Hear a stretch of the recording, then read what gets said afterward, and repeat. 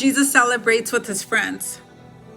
In Matthew 26:17, it says, "Now on the first day of the feast of the unleavened bread, the disciples came to Jesus, saying to him, 'Where do you want us to prepare for you to eat the Passover?'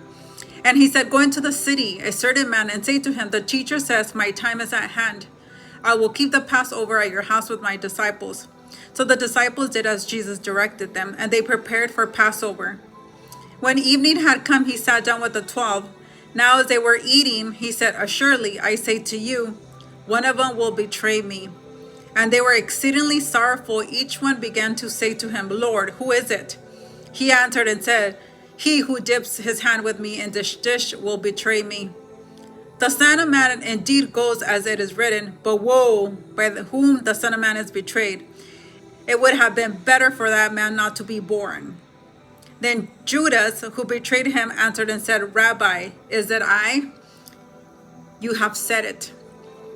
So here we're reading that Jesus is going to celebrate the Passover. This is a very important time because this is the last meal that Jesus is going to have with his friends, with his disciple. But also this is this is also a kind of like a prophetic picture from the Old Testament, and the blood that they had to sprinkle for the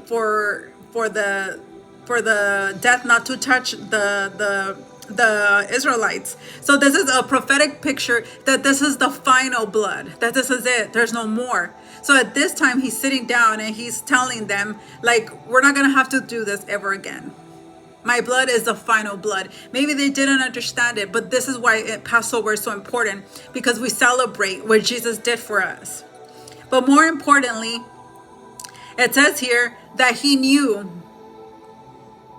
what company was around him. He said, "One of you will betray me." It says, "He who dips his hand with me in the dish will betray me." See, this talks about proximity. There's people that you have close to you, that you have given them access, that you have given them a seat at your table. Just because you give somebody a seat at your table, just because you let them in your house, just because you tell them your secrets, doesn't mean that their heart is for you. And Jesus knew that Judas was going to betray him. It says, "He who dips his dish with me will betray me." It says, "The Son of Man goes indeed, because it is written, but woe to that man who he is betrayed by." God literally cursed him.